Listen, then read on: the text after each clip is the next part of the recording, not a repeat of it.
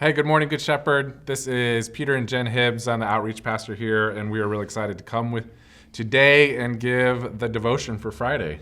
So thanks for joining us wherever you are, whatever you're doing. Let's get into it. So it seems like a whole nother life ago, but in February, just 3 months ago, Jenn and I got the opportunity to go and visit some of our missionaries, some of your missionaries in Argentina, Tom and Colleen Feeney.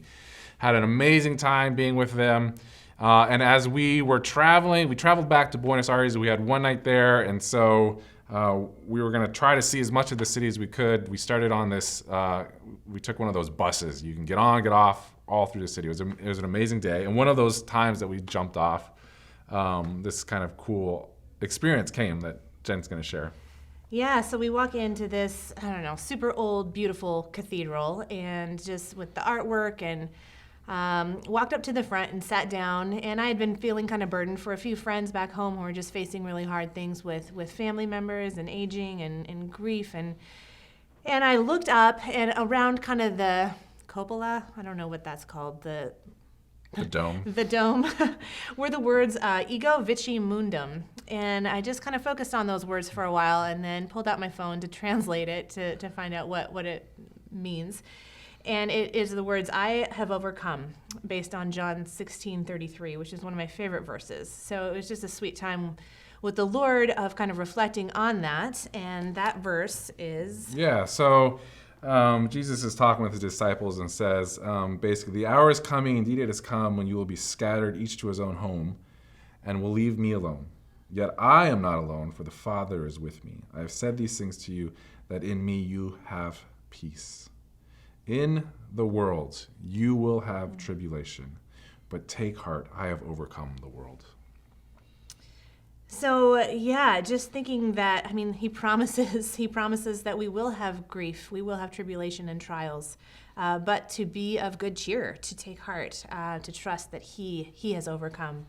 So my question, as I was processing with the Lord, what does it look like for us to have good cheer and to hold grief? How do we hold those both together?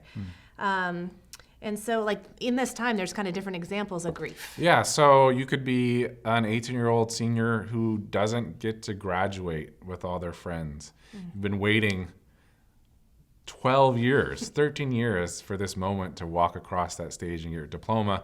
And at best, you might get to drive through a parking lot and pick it up. So that's just kind of a lame ending to this. Or maybe your grief is that your business, you don't know if it's going to make it. You don't know how you're going to take care of your family in the midst of this. Maybe you're a grandparent who doesn't get to hold their grandkids and love on them during this time.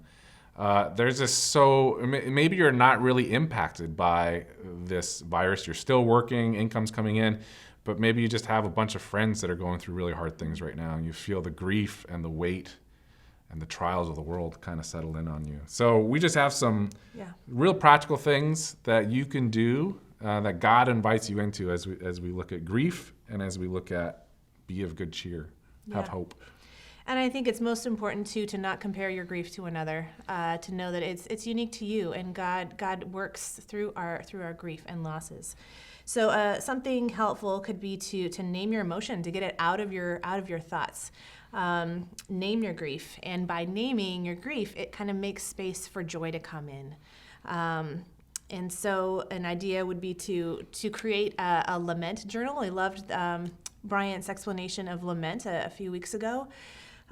Just give words, honest communication before the Lord about the loss that you've experienced. So each day, write down one thing that you're aware of that you lost or that you may anticipate losing, and allow yourself to be aware of what you feel. So with the lament journal, also start a gratitude journal. It is so tremendously easy to take for granted all the things that God has provided out of his abundance for you.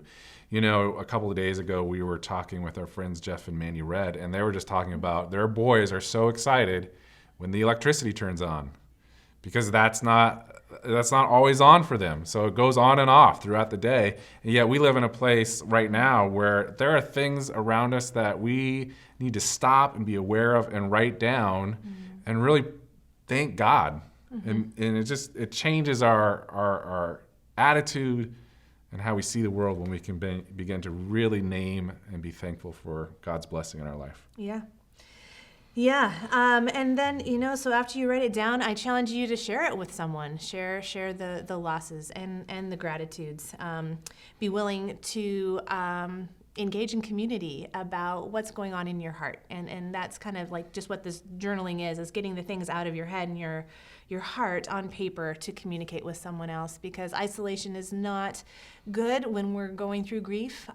We need to let others in to bear the burden with us.